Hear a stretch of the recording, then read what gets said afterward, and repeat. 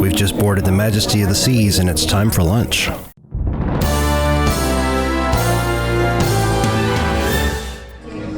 So here we go. We just set foot on the Majesty of the Seas for the beginning of our 4-night Cuba and Key West cruise. This is deck 4 midship. We're trying to figure out how to get to the Windjammer. And the Windjammer on the Majesty is in a completely different place than it usually is. It's at the front of the ship. Normally it's on the larger ships, it's towards the back. So we're trying to figure out right now just where we are on the ship in general and how to get up to the Windjammer, which is usually up on one of the higher decks. And on the Majesty, this rear elevator bank only goes up to deck 7. So I'm trying to figure out, okay, how do we get up to the Windjammer? So at this point, we're still just kind of learning our way around. And it throws you off when you first walk in, and the dining room is just like right there. Just came in over there. Guest relations is literally right when you walk in. Came around here. This is your next cruise place, you know, where it's usually on the promenade on the second floor. And right there is the dining room. Literally right when you walk in. Yep, it's going to be a small ship. Now, Maria says that because our last 3 cruises were on the Oasis class. So if you've been on one of those ships, you can imagine the difference. Although I will say over the course of the 4 days that we spent on the Majesty, it was kind of a comfortable feeling because it's a small, cozy ship, but once you kind of get used to the layout and where to go, it's pretty good. They make very good use of space on this ship. So right here, we're right outside the Windjammer. We're on deck number 11 on the main pool deck.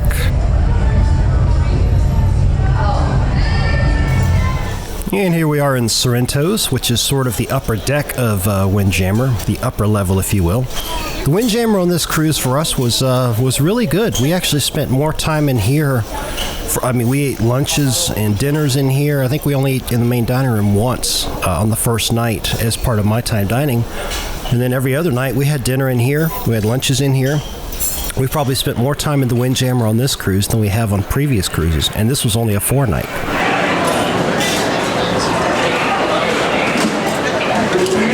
Any of our lounges or relax at the pool.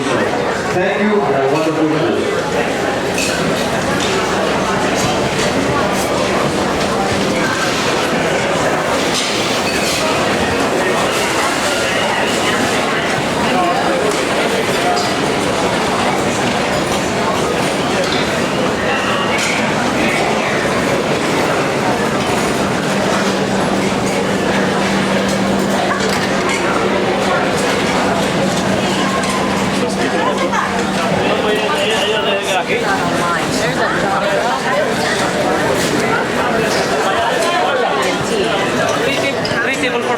So you're going to notice in some of the footage that the camera is kind of low, like this, kind of down at like the waist level, and kind of moves around a little bit.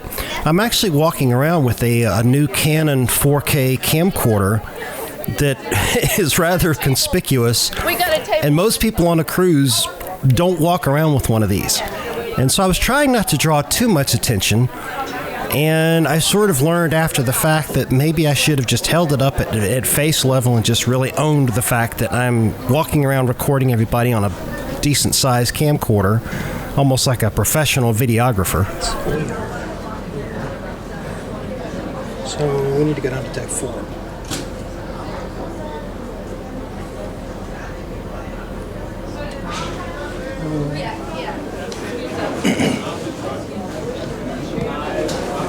One thing I want to point out right here, you see the luggage. They were actually very quick to get all the luggage on the ship. It showed up in our stateroom. Like, by the time they opened the staterooms at 1 o'clock, our luggage was already in there.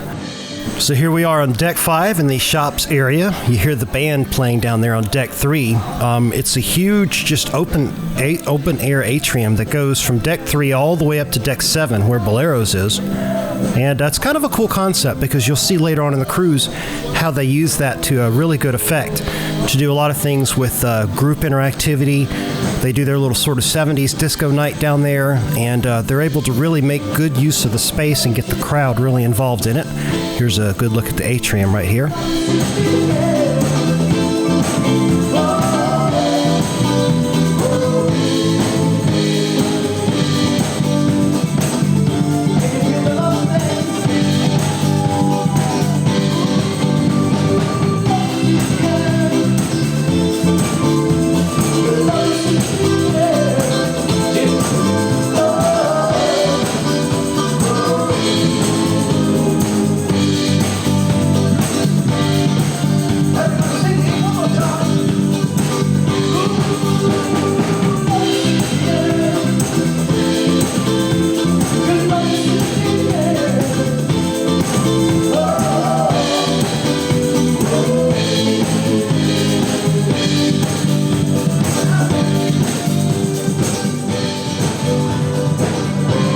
Okay, so you see the alcohol right there.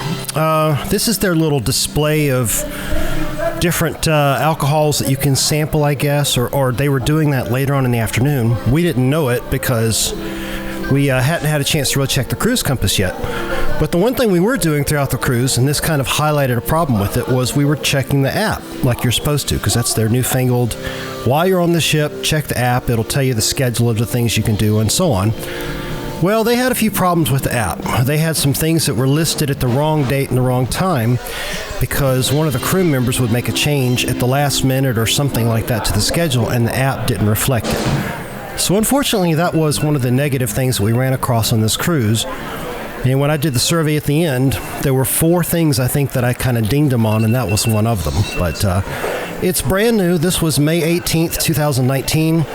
The app is probably still somewhat new to them overall. Maybe it's new to the Majesty, I'm not sure. Hopefully it's one of those things that they'll kind of get it ironed out over time. Yeah, and it's still very, very cool. Don't get me wrong, the app was amazing.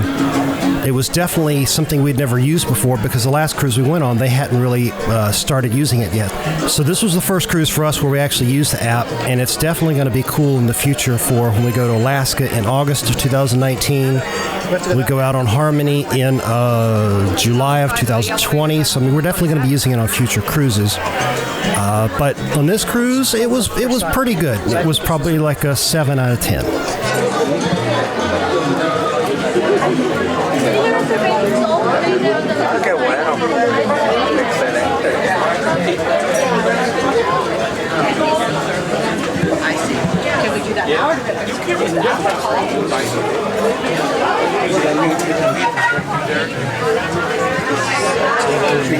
Down through there, down to the right.